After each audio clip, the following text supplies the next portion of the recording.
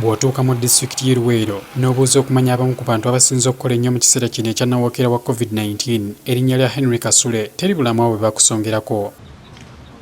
Kasule yakulira okunoonyereza ku by'endwadde mu disitulikiti eno era abadde nnyo ku mwanjo mu nteekateeka z'okuziyiza okusaasaana kw'obulwadde bwa COVID-19 mu kitundu kino nga gwakola gwa kulondoola abantu abo be basongamu enno nti bayinza okuba n'omusujja gwa COVID bweppo n'abo abasangibwa nga babulina ne basalibwako nga bali mu Luweero. Webutuukidde leero nga disitulikiti y'e Luweero Omutonzi akyagibiseeko akasubi kuba tennafunayo muntu yenna asangibwamu bulwadde bwa COVID-19 ng'ali mu kitundu kino. Kino oyinza okukyesigamya okukula obutassamukka butassamwoyo bw'abasawo nga Kasule ne banne. Twasalawo ne twewaayo nga tewali nnyo bikozesebwa biri awo, nga tewali nnyo facilitation eri awo, naye ne tusalawo okukola kubanga twali twakkiriza okuweereza.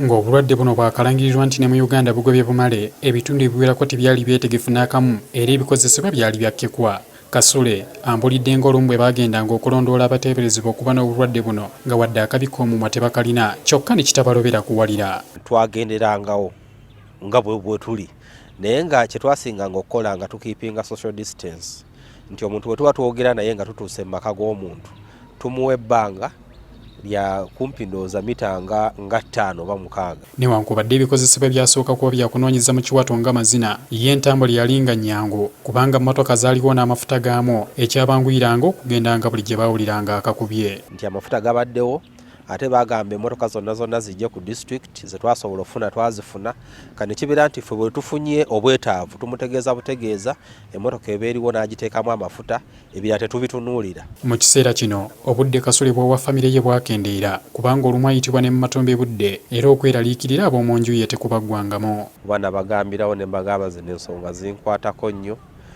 naye ate tewaali n'omu ayimirira mu kkubo lyange okuŋŋamba nti togenda.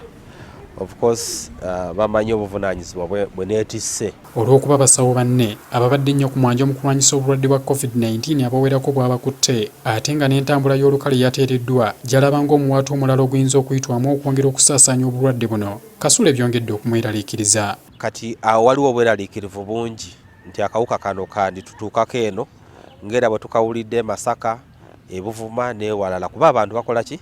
Batambula. Era ono aliko amagezi gawadde bannayuganda mu mbeera eno. Kisoboka nga tewali nsonga nnyo ekwetaagisa kutambula nze nga beera waka.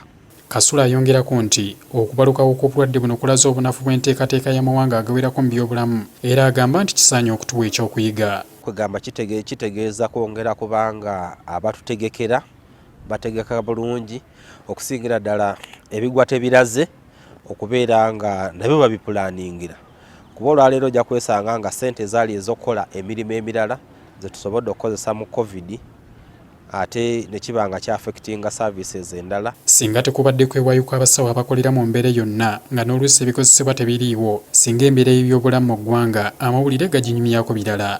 Oboolyawo bano be baziira be tusaanye okujaguza. Herbert Kamoga, NTV ya Kawungezi.